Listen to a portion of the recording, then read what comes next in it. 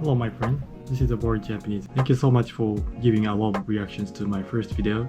I got so surprised and at the same time I feel very grateful. But I'm sorry even though you guys subscribe to my channel, today's video might be too niche.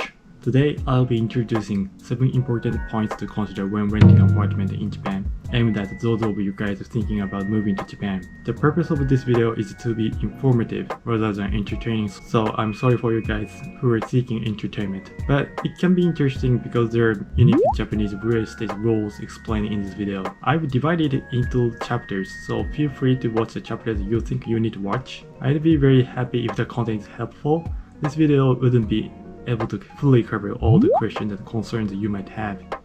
So if there are any point you are still curious about, or if you have any questions, please feel free to leave them in the comment section. I'd be happy to address them. Alright, let's get started. Allow enough time for your apartment search.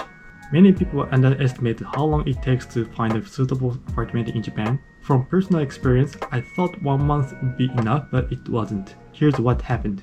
As a Japanese person, I applied for an apartment. Typically, you get the response from the landlord within 1 to 3 business days, but it took a week. When I asked the real estate agent to hurry, the landlord suddenly rejected my application. Be careful, as some landlords lack empathy for tenant situations. It's better to allow at least 2 months for your search. If you need to find a place immediately after arriving in Japan, inform the real estate agent in advance. They can show your apartment available for immediate moving, but be cautious, these might be less popular due to some drawbacks. If your budget allows, consider staying in a monthly apartment or share house for about 2 months while searching for a long-term rental at a leisurely pace. No foreigners policy.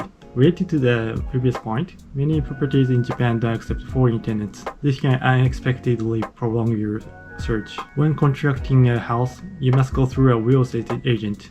They will present the options and then call to check if foreigners accept it and if viewings are possible.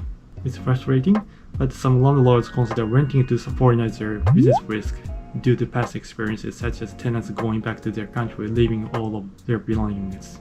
Key money. In Japan, there's a system called key money. In Japanese, it's breaking. It's a non-refundable fee paid by the tenant to the landlord, offering no benefit to that tenant.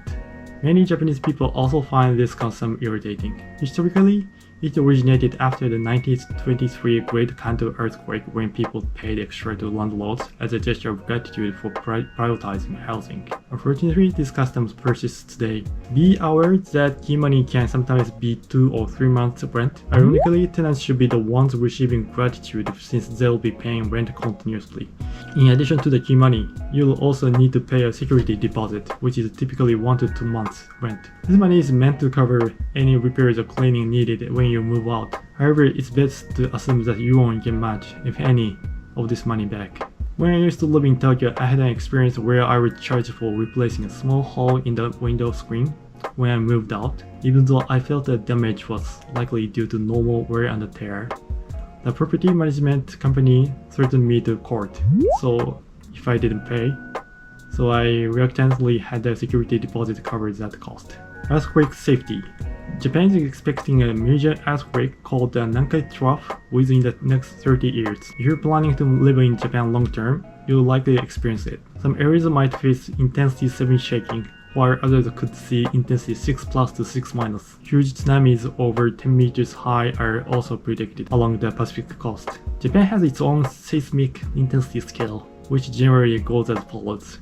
Intensity 0 to 1, almost imperceptible. Intensity 2 to 3, weak tremors felt. Intensity 4, many people feel the shaking.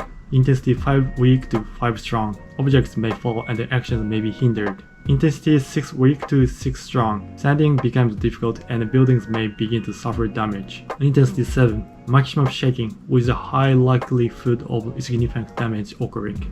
Choose your location and housing carefully.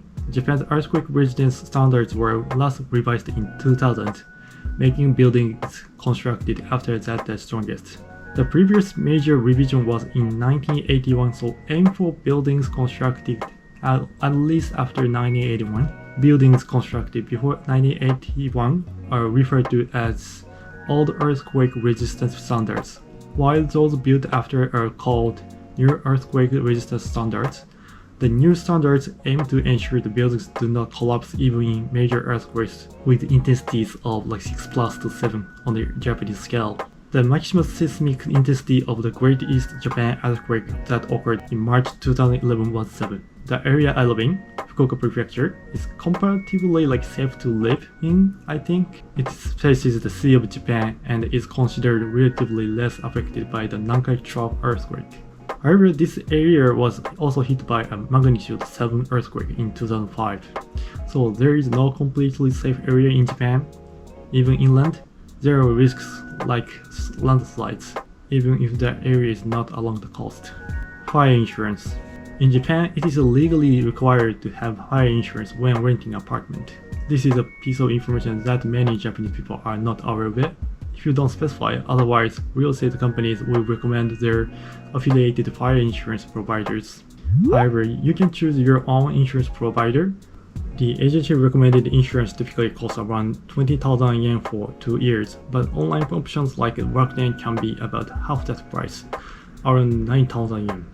Sometimes you may have to use the landlord specified insurance due to property value considerations, so be sure to consider online fire insurance options as well.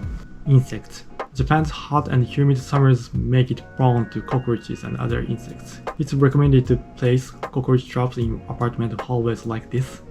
The cockroaches will eat the poison in the traps, and then when they return to their nests, the other cockroaches will feed on the dead ones, causing the entire colony to die off. Placing these traps can significantly reduce the chances of seeing cockroaches. Avoid apartments above izakayas, which are Japanese pubs, as the food waste can attract insects and even rodents. Apartments near mountains or dense vegetation might also have issues with centipedes or large spiders. My current pet-friendly apartment is great, except for this issue. I once found a centipede near my pillow.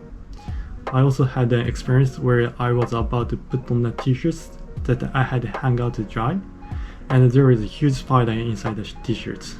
Pet-friendly apartment. If you want to keep pets or bring them from overseas, you need to find a pet-friendly apartment. These are much rarer in my experience in Fukuoka. They might be only about 1% of available apartments. They also tend to have higher security deposits and key money. For our cat-friendly apartment, we paid a 2 months security deposit and a 1 month key money. The higher deposit likely accounts for potential pet-related damages. Many pet-friendly apartments only allow small dogs. Large dogs and cats are often not permitted. In some cases, you may need to send photos of your pet to the landlord for approval. These are probably the things to keep in mind when renting an apartment in Japan. I'm sure I haven't covered all of your questions, so if you have any doubts, questions, or concerns about renting an apartment in Japan, please feel free to leave them in the comments. 次の動画何作ろうか悩んでるんですよね。またちょっと投稿するまで時間がかかるかもしれませんが、またよかったら見てください。バイバイ。